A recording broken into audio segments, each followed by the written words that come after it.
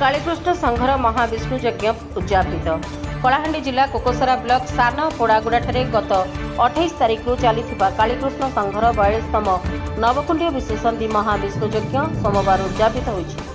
सृष्टि प्रारंभ दिवस चैत्र शुक्ल प्रतिपदा भारतीय नववर्ष अवसर में सद्गुरुदेव सत्यानंद सरस्वती महाराज प्रतिष्ठित कालीकृष्ण संघर ई महाविष्णु यज्ञ कलश यात्रा पूजन हवन मुंडन कुंडागुरी विवाह व्रत संस्कार कार्यक्रम प्रवचन आदि अनुष्ठित होता।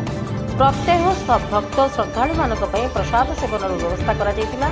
संघ परिचालक जगतानंद जी प्रत्यक्ष तत्वावधान में यज्ञ कार्य प्रारंभ हो श्रृंखलित भाव संपन्न होइछि।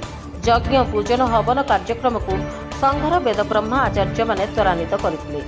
यज्ञ फल गत 4 दिन धरी स्थानीय अंचल में आध्यात्मिक परिवेश सृष्टि होइतिबा बेले यज्ञ स्थल आखपाखे दुकान बजार भिड़ लगी। सान पोड़गड़ा कालीकृष्ण संघ तथा ग्रामवासी सहयोग में यज्ञ कार्य आयोजन हो समापन होइछि। पुलिस कर्मचारी माने उपस्थित रही शांति श्रृंखला रक्षा करुथिबा बेले स्थानीय अंचलवासी परिचालन में सहयोग करथिले। जय जगन्नाथ। आज हूँ सृष्टिर प्रारंभ दिवस हिंदू नववर्ष आरंभ।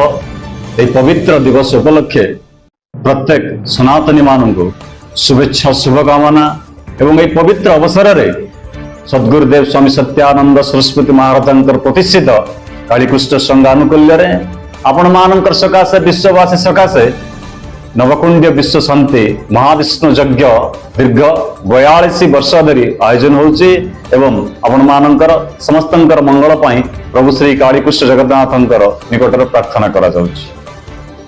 कलाहांडी जिला Kalampur block Prakash Chandra Sahu report Republic Odisha.